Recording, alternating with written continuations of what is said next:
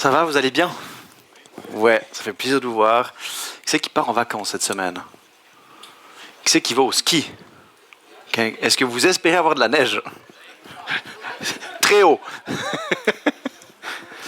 Non, trop bien, ça fait vraiment plaisir d'être avec vous ce matin. Vous parler sur cette troisième personne de la Trinité. On a parlé de Dieu le Père, ce Père aimant, créateur, qui nous a voulu, qui nous a aimés. On a parlé de Dieu le Fils, ce Dieu qui s'est manifesté en chair et en os sur cette terre pour nous sauver, donné pour nous. Aujourd'hui, on parlera du Saint-Esprit.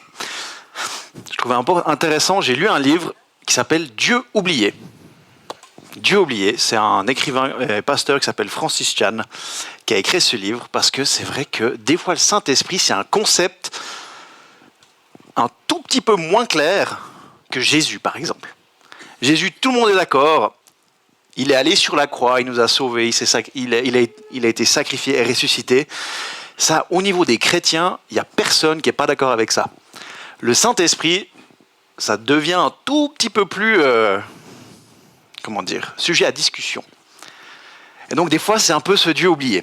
Et ce matin, j'ai envie de partager avec vous. Déjà, je vais vous poser une question, et vous souvenez-vous-en, parce qu'elle va être utile à la fin.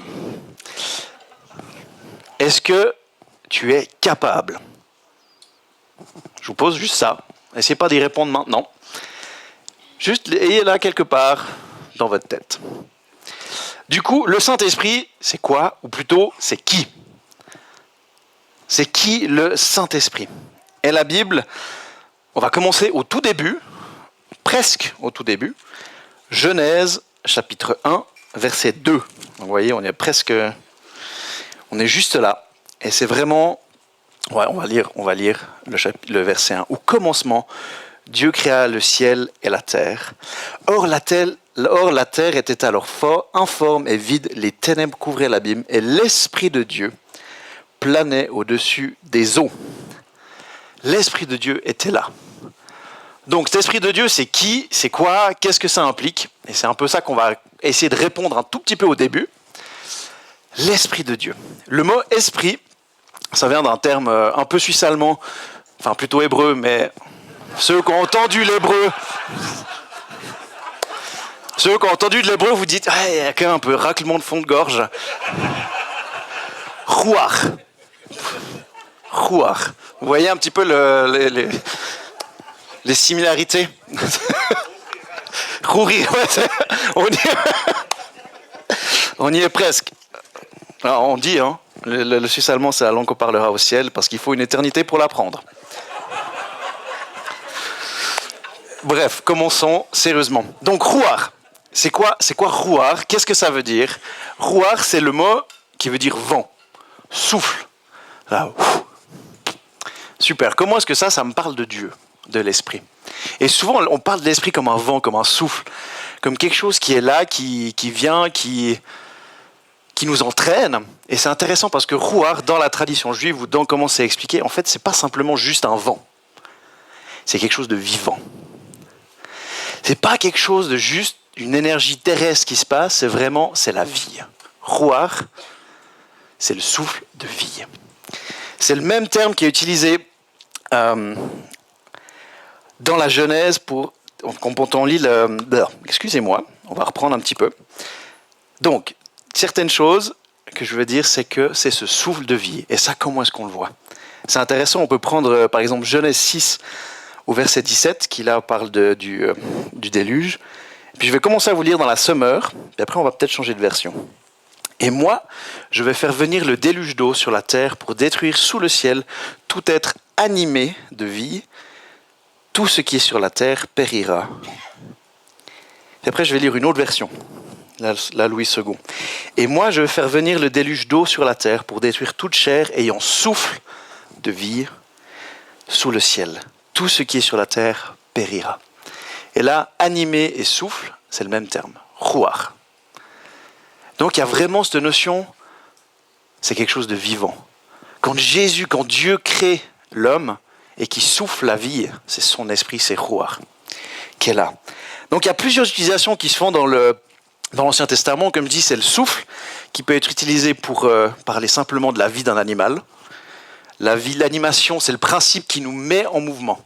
C'est ce qui nous fait bouger, c'est ce qui nous fait vivre. C'est le souffle de vie. Le Saint-Esprit, c'est aussi une influence. Dire comment ça? Il fait ce qu'il veut. Et pour ça, je vais vous lire un passage. Il y aura beaucoup de passages aujourd'hui, donc si vous prenez des notes, je vais essayer de parler trop vite. C'est dans Ésaïe 37, au verset 7. Alors.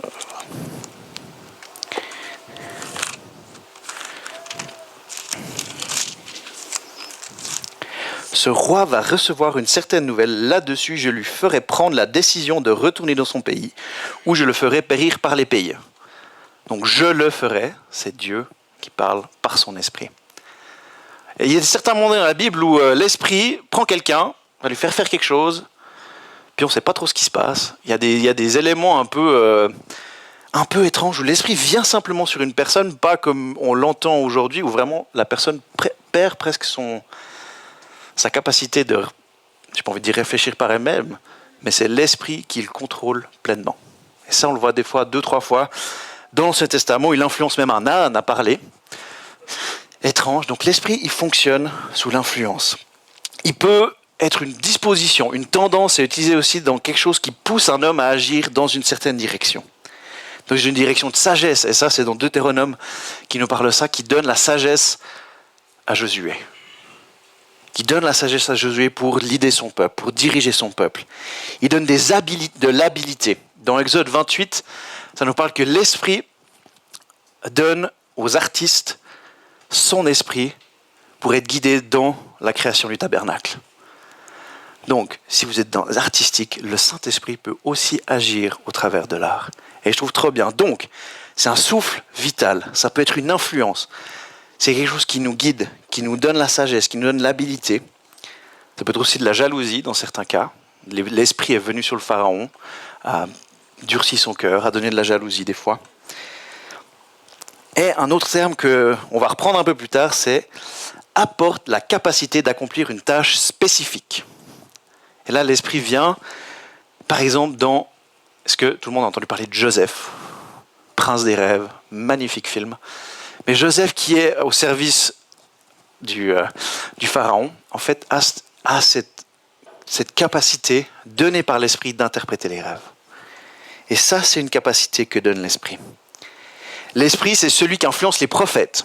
On peut lire ça dans 2 Samuel 23 au verset 2. On va juste le lire ensemble.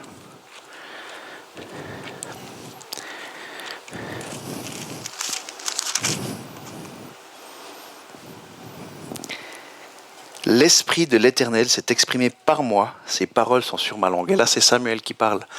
Et c'est vraiment ce Saint-Esprit, ce rouard, ce souffle de vie, qui donne aux prophètes cette capacité de parler. Donc ça, c'est un peu le Saint-Esprit dans l'Ancien Testament. Il s'en va, il vient, des fois il va sur des personnes, puis après il se retire. Par exemple, il y a Saül, le premier roi d'Israël, qui reçoit l'Esprit, qui est oint. Il y a une onction particulière sur sa vie pour être roi. Et tout d'un coup, l'Esprit se retire. Et quand l'Esprit se retire, Saül, il perd toute autorité d'être roi. L'Esprit vient et se retire. Ça, c'est l'Ancien Testament. Ça va être un tout petit peu différent dans le Nouveau. Mais 2-3 trucs qui me semblaient importants juste pour commencer, c'est que le Saint-Esprit, dans des caractéristiques, on va dire c'est qu'il est créateur. Il est Dieu. Il est là dès le commencement. Il est omniprésent, il est partout.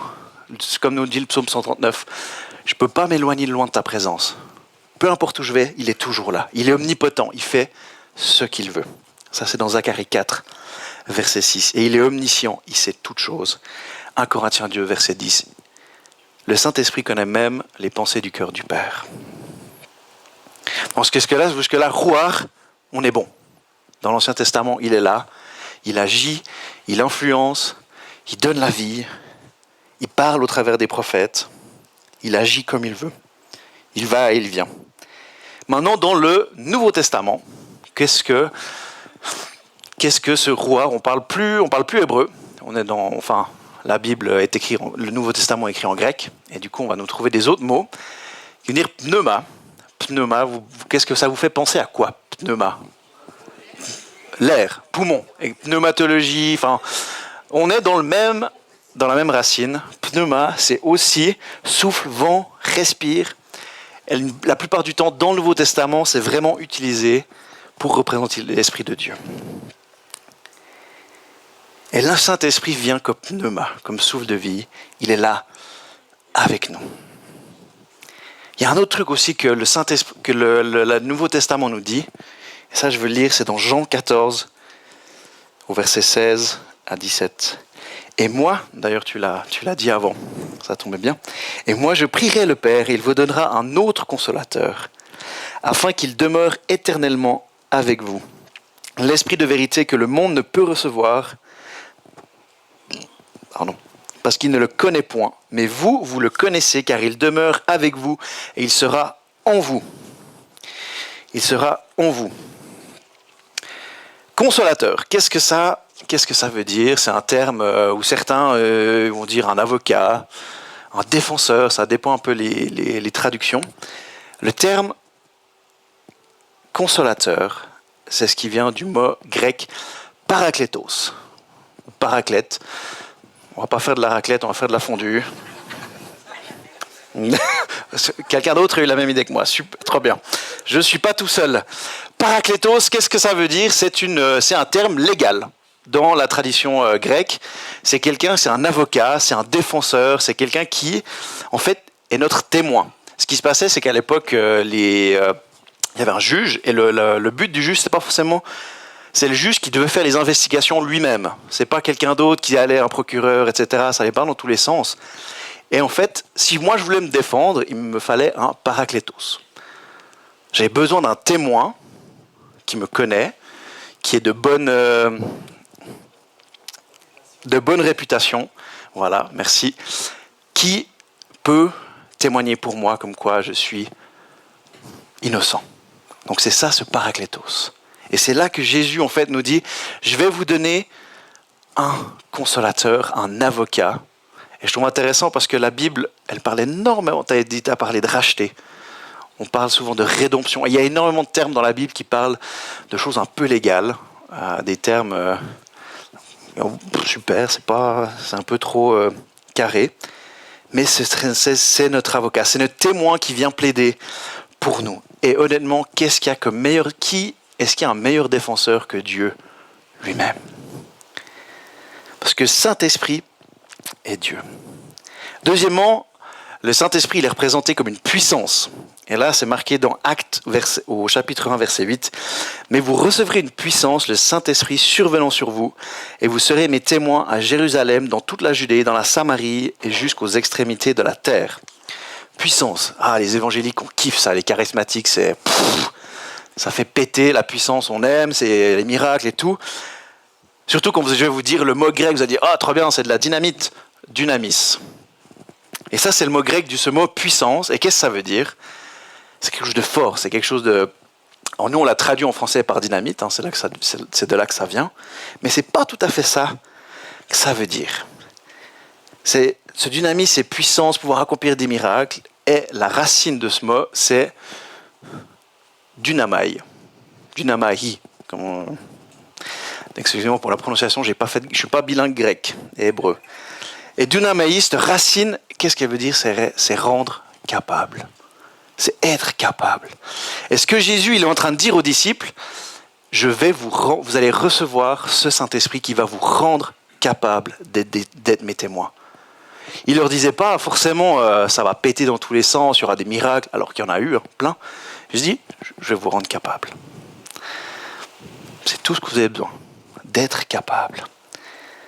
C'est aussi cet esprit, l'Esprit de Dieu, ce roi, ce pneuma, qui ramène Jésus à la vie.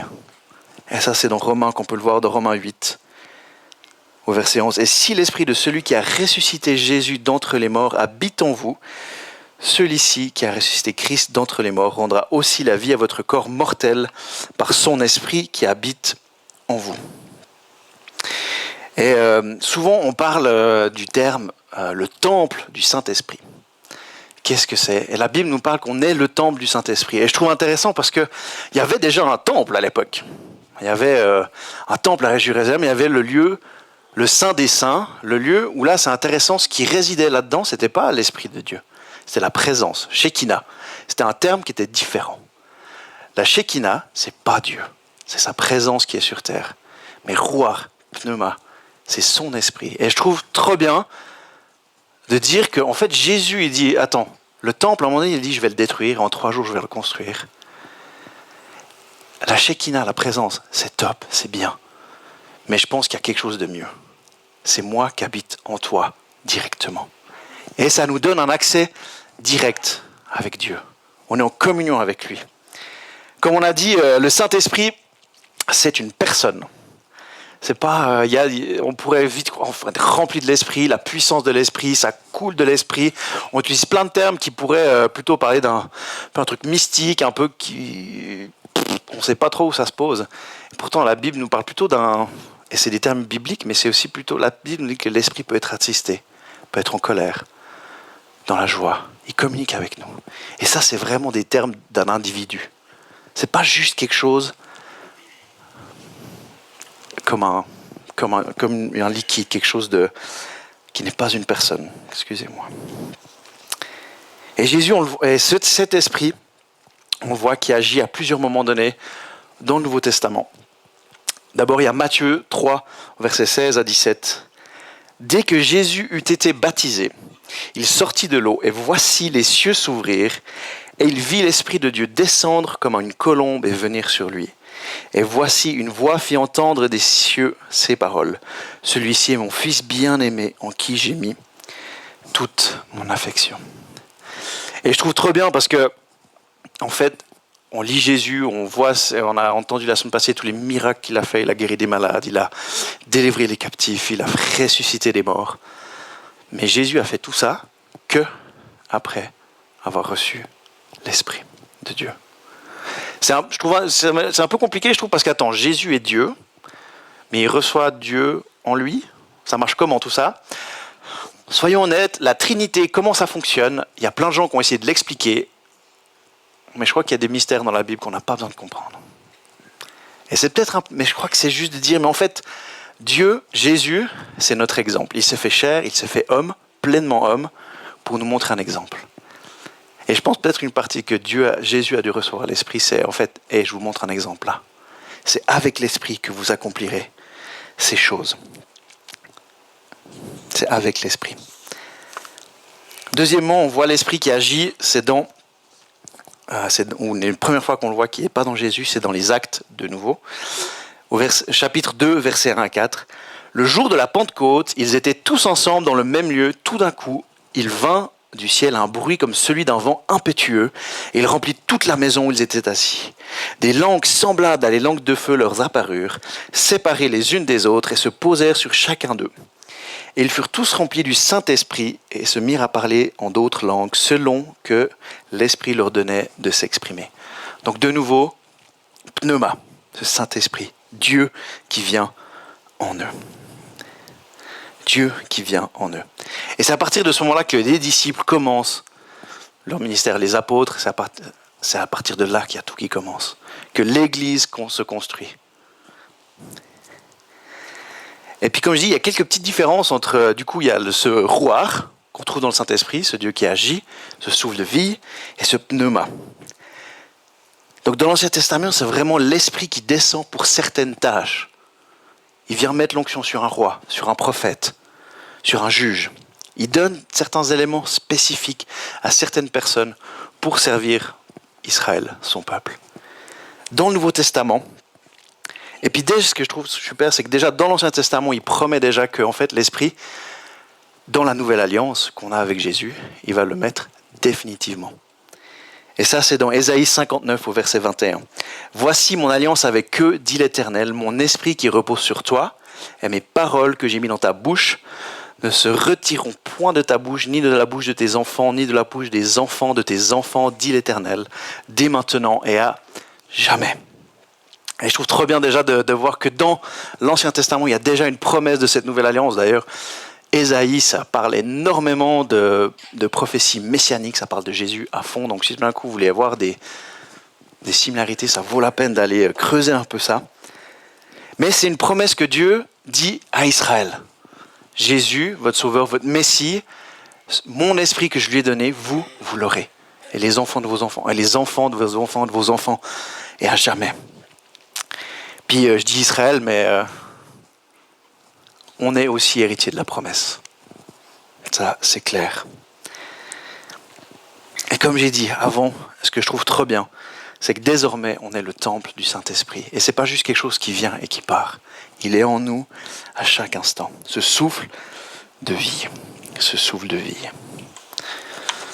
Du coup, qu'est-ce que je fais avec tout ça ? Je me suis dit, savoir que le Saint-Esprit est Dieu, c'est pas une personne bizarre, c'est pas juste un petit truc mystique qui vient dans ma vie, qui agit, qui part, qui est là. C'est vraiment ce Dieu. Puis qu'est-ce que ça change ? Qu'est-ce que ça change pour moi ? Parce que Dieu le Père, on pourrait imaginer, c'est son amour, c'est de savoir que j'ai été voulu, créé à son image. Dieu le Fils, je sais qu'il m'a sauvé, que par lui j'ai la vie et la vie en abondance. C'est simple, mais du coup, l'Esprit, qu'est-ce qu'il fait en nous ? C'est quoi son action dans nos vies ? Je suis allé trop vite. Et puis là, je voulais prendre Jean au verset 20, 19 à 23. Et ça, c'est après la résurrection. C'est Jésus qui vient vers ses disciples et qui leur dit cela. Le soir de ce jour, qui était le premier de la semaine, les portes du lieu où se trouvaient les disciples étaient fermées à cause de la crainte qu'ils avaient des Juifs. Jésus vint, se présenta au milieu d'eux et leur dit « La paix soit avec vous !» Et quand il leur dit cela, il leur montra ses mains et ses côtés. Les disciples furent dans la joie en voyant le Seigneur. Jésus leur dit de nouveau « La paix soit avec vous ! Comme le Père m'a envoyé, moi aussi je vous envoie. » Après ces paroles, il souffla sur eux et leur dit « Recevez le Saint-Esprit. Ceux à qui vous pardonnerez les péchés, ils leur seront pardonnés, et ceux à qui vous les retiendrez, ils leur seront retenus. » Je trouve fort parce que Jésus, il a été mis devant les pharisiens, puis on a dit « Mais il n'y a que Dieu qui a le droit de pardonner les péchés. » Il n'y a que Dieu. Puis Jésus dit, mais moi je suis Dieu. Puis est-ce que Dieu est en train de donner la même autorité à ses apôtres ? C'est fort. Alors je pense que c'est toujours Dieu qui pardonne les péchés. Hein. Mais comme ces apôtres savaient que Dieu pardonne les péchés si on est en Christ, on peut dire la même chose à quelqu'un. Si on sait que quelqu'un est allé vers Dieu, c'est humain. Et tes péchés sont pardonnés. Parce que moi je sais que j'ai la conviction que Dieu, si on a une relation avec lui, il a déjà tout pardonné à la croix. Donc, mais du coup, ce que fait Jésus, il les rend capables. Est-ce que je suis capable ? Est-ce que les apôtres étaient capables de pardonner les péchés avant ? Non. Là, c'est le Saint-Esprit qui les rend capables, ce dynamisme, cette puissance, qui rend les disciples capables de la même façon que Jésus était capable. Il dit, c'est bien pour vous que je m'en aille. Il dit même, vous allez faire de plus grandes choses et des meilleures. Parce que le temps de Jésus sur terre, il a été assez court. Son ministère, c'est 3 ans. Je dis, mec, en 3 ans, on ne peut pas tout faire. Et Jésus utilise ses apôtres et après nous et les chrétiens qui viennent pour faire son œuvre. Le Saint-Esprit aussi, ce qu'il fait dans nos vies, c'est nous convaincre du péché. Ouf, on n'aime pas ce mot-là. Mais c'est plus utilisé dans un terme communal. Et puis c'est souvent beaucoup plus utilisé dans le terme du salut. C'est pas simplement le petit péché, mentir ou autre, mais c'est vraiment ce péché originel. En fait, j'ai besoin de Dieu dans ma vie.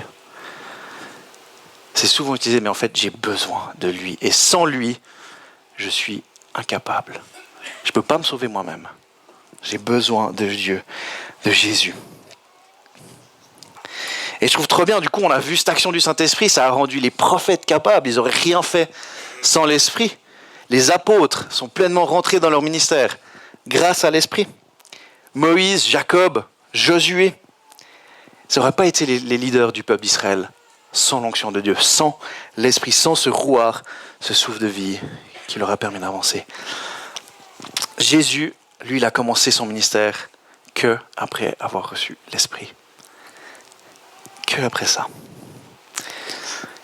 Et je trouve, comme j'ai dit avant, dans le monde chrétien, le Saint-Esprit, on est un peu...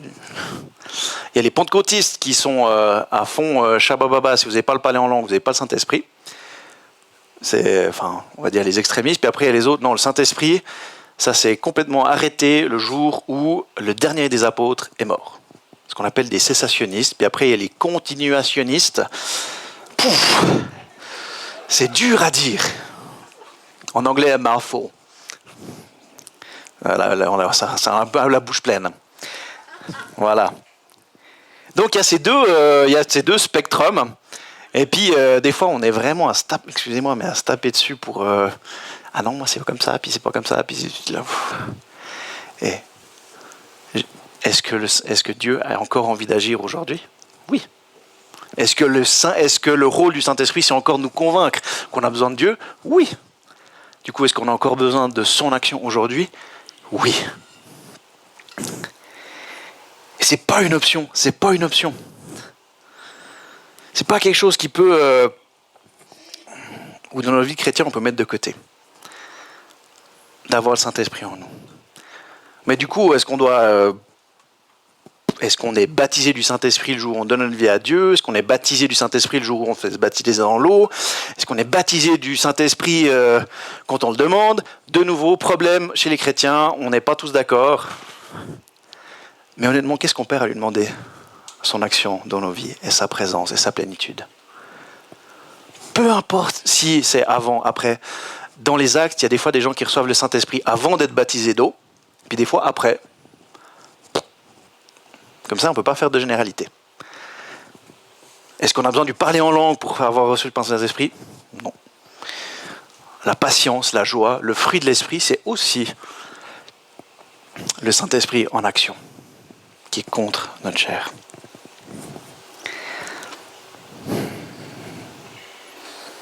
Et quand je faisais un peu mes recherches, je trouvais trop bien dans cette idée que le Saint-Esprit continue à agir aujourd'hui. On retrouve des écrits historiques, pas hystériques, pardon,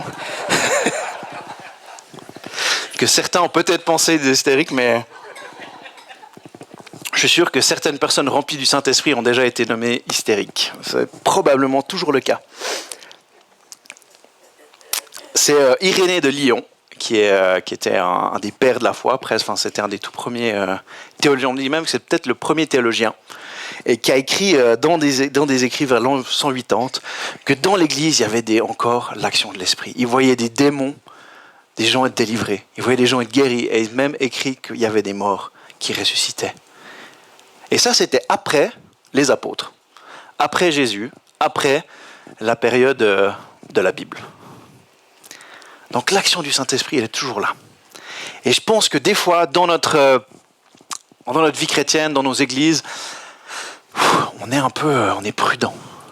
Parce que honnêtement, combien d'entre vous dites, mais il y a tellement des fois où j'ai vu ce Saint-Esprit, où on va dire, pas mal utilisé, mais peut-être mal présenté, ou présenté d'une façon qui est tellement pas saine, où on a forcé des trucs qui n'étaient pas justes. Qui sait qui peut dire, peut-être ça c'est déjà arrivé? Ouais. Qu'est-ce qui se passe quand il y a ça? On supprime tout. Et du coup, on ne va plus chercher le Saint-Esprit. Parce qu'on se dit, c'est un truc dangereux. Là, il y a un allumé qui a fait un truc il y a 20 ans en arrière. Ça a tout foutu en l'air. Et du coup, on n'approche plus ça. Puis je dis, mais ça c'est les hommes. Et on est pécheurs, on fait des erreurs, on va encore en faire. Et les allumés, il y en aura toujours. C'est vrai. Mais par contre, est-ce que ça doit nous empêcher de s'approcher du Saint-Esprit? De le laisser agir en nous, même si des fois, ça ne nous met pas forcément dans une position confortable. Certainement, la plupart du temps, pas. Parce que si je resterais dans ma zone de confort, honnêtement, je ne ferais pas grand-chose. Je serais chez moi, je ferais à manger, je serais sur mon canapé avec ma femme et mon fils, je regarderais peut-être une petite série télévision, j'aurais la famille à la maison. Sympa, quoi. Trop bien, c'est mon samedi, si j'ai rien à faire, j'ai du plaisir, ça me repose, mais ça ne me construit pas. Alors, je suis heureux, c'est vrai, je suis heureux. Mais ça ne me construit pas moi, puis ça ne construit pas son église. Quoique, le temps que je passe à investir de ma famille, ça construit son église d'une autre façon. Quoique. Mais souvent, on va nous amener dans des endroits où on n'est pas forcément agréable. Ou des endroits où on ne parle pas la langue. On a entendu encore ce matin, des gens qui étaient allés en un pays arabe, qui a été appelé par Dieu, puis ils parlent pas un peu d'arabe. C'est là, qu'est-ce qu'on a dit? L'esprit rend capable. Qu'est-ce qui s'est passé? Les gens le comprenaient. De la même façon que ce qui s'est passé dans les Actes, quand les apôtres ont reçu le Saint-Esprit, 3000 personnes qui étaient là ont tous compris le message des apôtres dans leur langue maternelle. C'est là, pouf! Ça, c'est l'action du Saint-Esprit. Il a rendu capable. Et c'est ça un peu le message que j'avais pour nous ce matin. Est-ce que je suis capable? La réponse, c'est non. Moi, pas. Je ne suis pas capable d'être devant vous, je ne suis pas capable d'essayer de présenter la parole de Dieu dans une façon qui est juste, qui est saine. Je dis, mais en fait, moi, j'ai besoin de l'esprit. J'ai besoin de l'esprit pour de gérer ma famille le mieux possible. Je suis humain. J'ai une nature qui est pécheur et des fois, elle est un peu dure, la vieille nature. Il faut creuser tous les jours. Et j'ai besoin de son esprit qui me rend capable d'être meilleur, d'être dirigé par l'esprit et non par la chair. Et je pense que des fois, on s'arrête souvent dans ces dons de l'esprit. Ben voilà, on est très charismatique, les évangéliques quand même beaucoup, où il y a le don de parler en langue, il y a le don de prophétie, on aime les trucs qui...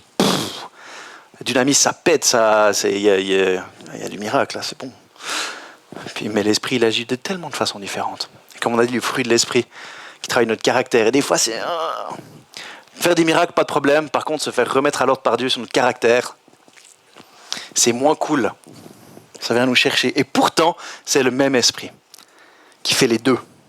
Et les deux sont utiles pour nous personnellement, mais aussi pour le corps. Donc, est-ce que je suis capable? Parce que vous voyez, moi je pourrais prendre ce petit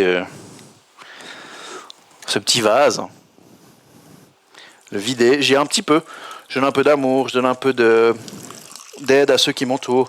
Du coup, je suis vide, j'ai plus rien.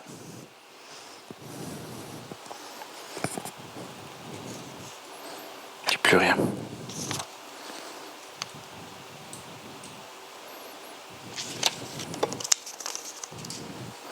Est-ce que je suis capable d'aller prêcher, de témoigner? Je sais pas. Le Saint-Esprit est là. Il revient. On vous dit qu'est-ce qui se passe?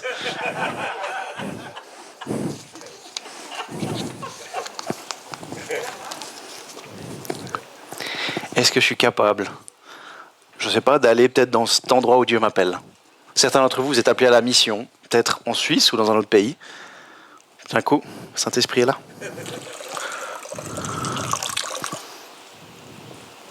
Est-ce qu'on est rempli de son esprit, de ce Dieu qui habite au monde? Est-ce qu'on est conscient aussi de ça? Est-ce qu'on repose sur lui? Du coup, la question, est-ce que tu es capable? Qu'est-ce que vous répondez? Oui, mais avec. Oui, mais avec. Ah, il y a bientôt plus rien. Ce n'est pas une représentation juste.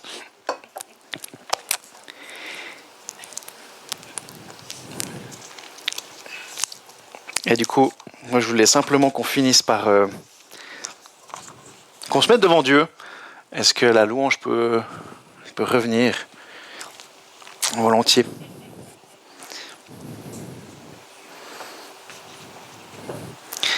Le Saint-Esprit, c'est ce Dieu, ce souffle de vie, ce rouard, cette chose qui nous anime. C'est pas simplement ce Dieu baguette magique, comment dire, qui vient tout à coup, j'ai besoin d'un truc, je vais prier, le Saint-Esprit va venir, il va être là. Non, il est là tout le temps, il habite en nous, il est Dieu en personne, on peut l'attrister, on peut communiquer avec lui. Il intercède pour nous, il est ce consolateur, cet avocat. Il est ce Dieu présent. Et est-ce que nous, on l'accueille comme tel? Comme j'ai dit, des fois un peu ce Dieu oublié. C'est un peu cette personne, on ne sait pas trop où elle se pose, on ne sait pas trop ce qu'elle fait. On dit, très bien, il y a des miracles, c'est le Saint-Esprit. Mais il n'y a pas que ça. Il y a tellement plus. Et ce matin, je vous propose simplement prier, fermer les yeux, là où on est. Et puis on va vivre un temps de Se mettre devant Dieu.